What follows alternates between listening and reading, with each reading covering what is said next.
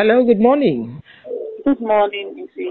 Thank you for your time this morning. We're trying to find out exactly what the situation is, talking about the report by the ICPC that over 2 billion naira was found in private accounts. That report said that the monies were meant for school feeding during the lockdown. Have you seen that report? Yes, I've seen the report, Isi. There are many types of school feeding going on in the country. The Federal Ministry of Humanitarian Affairs, Disaster Management and Social Development does school feeding for select primary school children, primary 1 to 3. What ICPC was talking about was school feeding in federal government colleges across the country. These are two different things. And the ministry involved is not even the Federal Ministry of Humanitarian Affairs. This involves the Ministry of Agriculture. So I just don't know the link between feeding of students in federal government colleges and homegrown school feeding of the Ministry of Humanitarian Affairs. These are just two different things altogether. When you say there are two different things, it calls to mind the essence of information management. How would you rate that in the Nigeria of today? Well, there are good managers, there are good information managers, and there are some who just read the headlines and they want to just make sensational headline news. I mean, ICPC was very specific about the news, and what they said was Ministry of Agriculture. There's no Ministry of Humanitarian Affairs there. And what they said was school feeding of federal government colleges in the country, not homegrown school feeding of select primary schools. So I just had linked the information that ICPC put out with the Ministry of Humanitarian Affairs. People are just out to listen to. So how exactly has the minister, or how did she react to the news? Because it's all over the place. As soon as people heard that that amount of money was found in private accounts, people actually linked it to your ministry as it is. There have been reports where the minister said she spent a whopping sum, feeding children during the lockdown. You want to throw a little light on that also? Well, naturally, when you put up someone's photograph of something she didn't do, she will feel embarrassed. But we tried as much as we could to put out the information there that it has nothing to do with her ministry, and the project is totally different from what's under her ministry. So confirm to us how many states actually benefited from the school feeding program by the Humanitarian Affairs Ministry? Well, like I told you, there are select primary school children. I wouldn't count children who are in private schools. They are all public schools. They are children of the poorest of the poor. There are children that you can lure to school with feeding.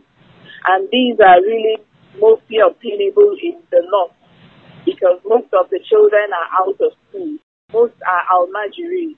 And to draw them to school, they even use that meal. And a lot of them, the north has witnessed an increase in enrollment because of this homegrown school feeding.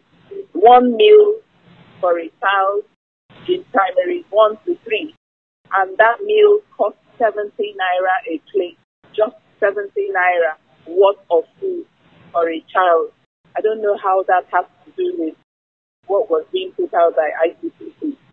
Now, what I'm talking about now is quite away from what it is the ICPC is saying. You've cleared that it has nothing to do with your ministry. But I'm still talking about the minister saying that she spent X amount of money feeding children during the lockdown. Now you've said to us that most of the children that benefited from the school feeding program during the lockdown are children in the north. Is it to say that there are no children in the southwest or the southeast or the south who are also amongst the poorest of the poor who should have benefited from that exercise? You see, I know the controversy about feeding children during the lockdown. See, the President Muhammadu Buhari, gave the directive that irrespective of the lockdown, children must be fed. And because the vendors couldn't feed or cook food at that time, what they did was to gather food rations. So each family of those children was given rations of food, of beans, raw rice, raw beans, eggs, condiments, and vegetable oil, and so on and so forth. And they were taken to their doorstep because it's not possible to feed children while there's lockdown. Who will you give it to? So what they did was they gave food rations, which is different from school feeding. Nobody was fed as in physical boiled food or cooked food during the lockdown. But children were given food rations because each of those children, they have addresses, they have homes, they have families, they have communities, and they know where they're coming from. So they all got that. And, there's a parameter being used to measure those who were qualified to receive the school feeding or the school ration. So confirm to me that people in the South, the Southeast, and the Southwest also got these food rations that you're talking about, meant for children.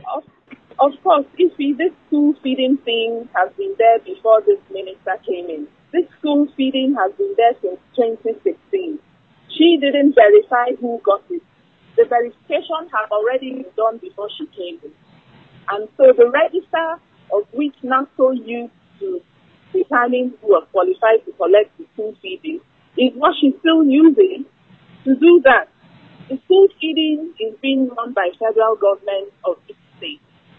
The school feeding program is coordinated by those they call focal persons. The focal persons are being appointed by the state government. It's not by the minister. So these things are dealt with directly with the federal, with the state governors, and they are in charge of all that. So, I don't know. There's so much mischief when it has to do with this particular minister. They don't know why.